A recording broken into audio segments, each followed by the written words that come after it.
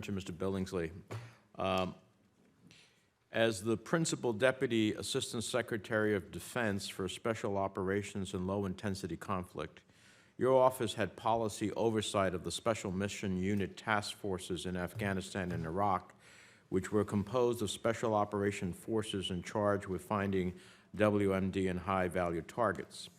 According to the 2008 SAS report, those units' interrogation policies, quote, were a direct cause of detainee abuse and influenced interrogation policies at Abu Ghraib and elsewhere in Iraq, close quote. There are numerous written records, including Department of Justice IG interviews of FBI agents, which state that concerns about the abuses that I just mentioned by those units were raised directly with you. Did you take any steps to address those abuses? Thank you, Ranking Member Menendez. First of all, I need to be very, very clear. We did not, and I never provided, nor did I have the authority to provide policy oversight to special mission units operating in Afghanistan or Iraq. That is not the way SOLIC is organized. The office created by Congress for the Special Operations, the Senior Civilian for Special Operations, is responsible for engaging with U.S. Special Operations Command in Tampa directly. Those special mission units were elements of the Joint Special Operations Command, and they worked for the regional combatant commanders. They were well outside of any kind of direct engagement or direct contact. Moreover, we had no role in and had no input into any type of interrogation activities or techniques being employed by these units. Our sole involvement in the interrogation process that we were trying to create was focused on Guantanamo.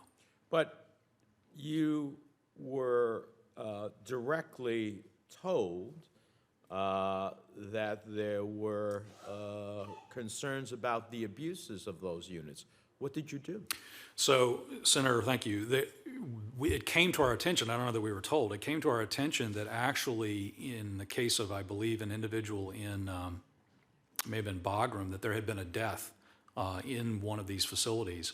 And I escalated that issue personally to the Special Operations Combatant Commander and asked him, in effect, what is going on here? All right, so that's a specific incident. I assume that in that specific incident there would be some written record as to what happened. Is that a fair statement? I believe the Armed Services Committee looked into this exhaustively and tackled this question, but again, I had no role. But on the broad question that you were directly, according to these FBI agents, that they brought this directly to your attention about the abuses at Abu Ghraib, about the abuses of this policy, what did you do? You mentioned one specific incident. Did you say, we need to review this policy of torture? We need to end some of this? Senator, I was long gone from the special operation. I was at NATO at the time Abu Ghraib happened. You know, I heard your previous answer to me, and the problem is that all of the service chiefs and others, like Alberto Mora and William Taft, were strongly opposing torture. They were telling everyone who would listen to them that torture was ineffective, immoral, and illegal. You were clearly not among the group who sought to oppose that torture. What you're claiming is that you were trying to put order around a disorderly process. Well, that's bureaucratic jargon. What it means is that you furthered the machinery of torture. You put a process around memos, decisions, etc., but you didn't seek to stop it. You advocated for it, and then you helped advance the development and implementation of torture. So you can't change history or hide from it in bureaucratic jargon. And this goes, you may be doing a good job in what you're doing now, but this goes to the very heart of the position you've been nominated for. I don't know how you go talk to the Chinese about the Uyghurs. I don't know when you know, we were conducting torture against other Muslim entities. I mean, I don't you understand the debility based upon your past in terms of this specific position? Well, Senator, simply put, I dispute the claim that I ever advocated for torture. And again, I refer you to multiple individuals who felt strongly and disagreed strongly with what was occurring at Guantanamo, who have made the point that I never advocated for torture or anything resembling it. And again, I repeat, I opposed waterboarding at Guantanamo as an example of the stand that I took. Would you urge the Department of Defense to provide us all of the documents that involve you in this regard so that we could come to a clear understanding before there is a vote on your nomination? Senator, I have asked the Department of Defense to give you everything, but I think more importantly, you're retreading ground that has already been well covered by the Senate Armed Services Committee in an exhaustive bipartisan investigation that lasted more than a year and a half. And that report, the definitive report, which led to the changes in law, in no way, shape, or fashion remotely accuses me of having been a proponent for torture. They simply did not, in fact, to the point that they never even asked to talk to me about this matter. Well, we have seen no documents to support the statements you've made about waterboarding. We need to see them all. And that is ultimately the challenge with your nomination. Let me turn to Mr. Bowler, if I may. Mr. Bowler,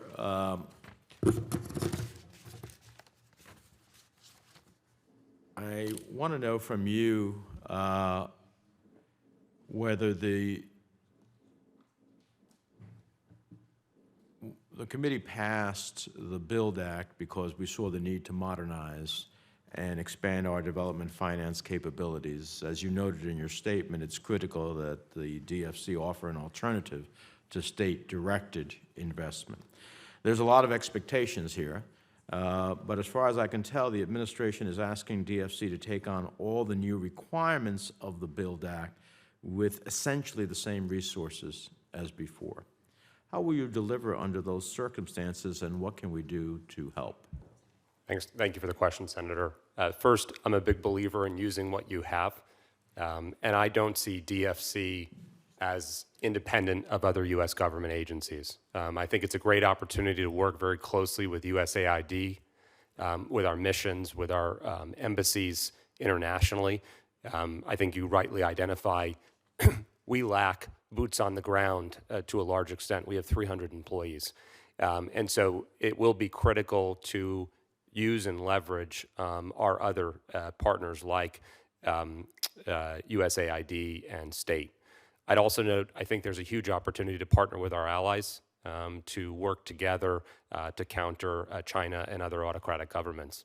And finally, I'd note that I'd love to work closely with the committee as we think about resources going forward. It's important to me, as I'm sure it is to you, that the DFC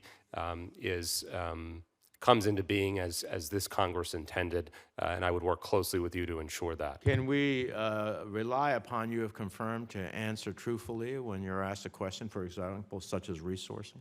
Yes, Senator. There are 4 members who had to leave. All have happened to be members of the Appropriations Committee, who are also members of this committee. So I think it's a very good opportunity to be honest with them when they ask you, because you have several allies, among them as well as myself. Let me ask you one other question. What is your opinion? The U.S. DFC is authorized to create enterprise funds, new enterprise funds. What's your opinion on them and their dual mandate to increase development, but also to make a return on investment? Senator, I think enterprise funds are a potentially excellent opportunity, both looking at regions as well as product-specific type enterprise funds.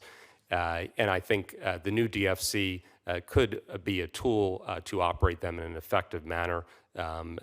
So I am interested in that potential tool going forward. Yeah, the problem is the history, development funds in and of itself has a national policy purpose, a foreign policy purpose. Getting a return on investment is not always easy as it relates to development funds. So I hope we're not constrained in the enterprise funds in a way that the return on investment outweighs the national interest as it relates to the actual development. Mr. Pack, some issues have arisen since we spoke, and I'm not going to raise it here today, but my staff has asked you a series of questions.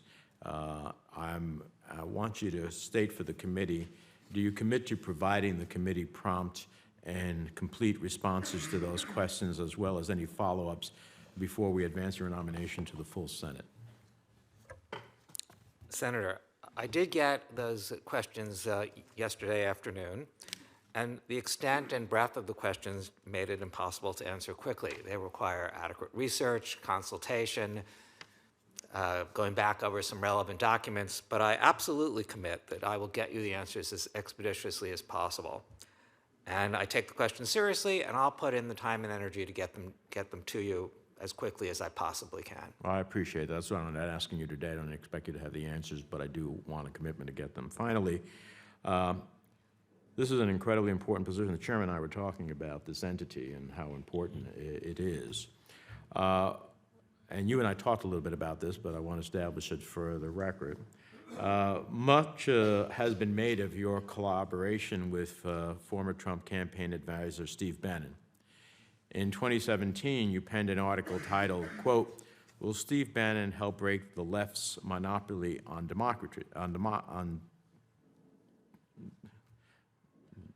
documentaries?" In which you wrote, democracy as well, but in any event, documentaries in which you wrote, "Given the explosion of interest in documentaries and the rise of conservative news and talk radio, you might expect that Steve and I are typical of a large and growing group of conservative documentarians." You continued, quote, "Trump, with Bannon's help, campaigned against political correctness and self-dealing elites, and they won," close quote.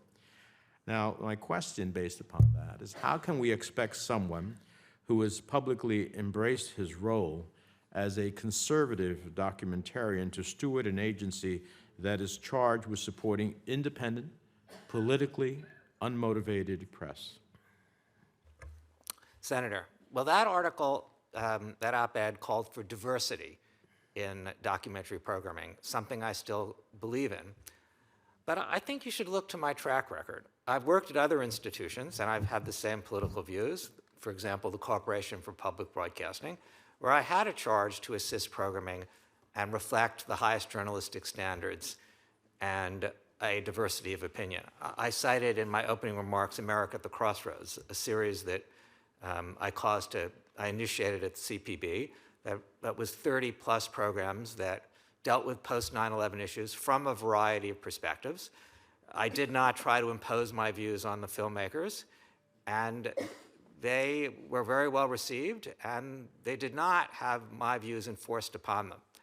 I think it's very different to write an op-ed and have a role. At the time, I was CEO of a think tank. I think that's a very different kind of a role than the role at USAGM, where I think I would take seriously that it is not my job to impose my views on journalists. As I said earlier, their independence is the bedrock of the institution. So let me finalize then. How will you protect the firewall between journalists and political interference? Well, I'm not sure about all the journalistic practices and techniques inside the agency now to do that, but I would look at those and try to strengthen them.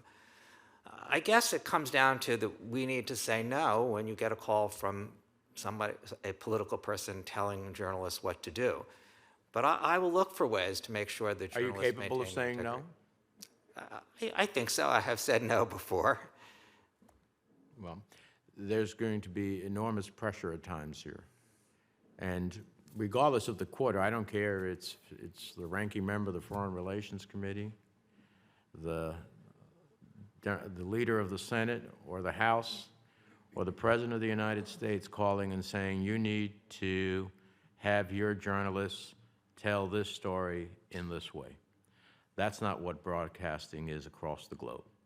If we have independent, free, balanced reporting, then people in the world will listen to what we have to say. If we are just promoting somebody's view, then people in the world will very quickly, I give people a lot of credit at the end of the day, they will very quickly, tune off and turn out. So that is one of the critical elements of this job, and I hope that what you said, that you have the ability to say no, hope you're never called upon to say no, but if you are, I would expect you to say no. Thank you, Mr. Chairman.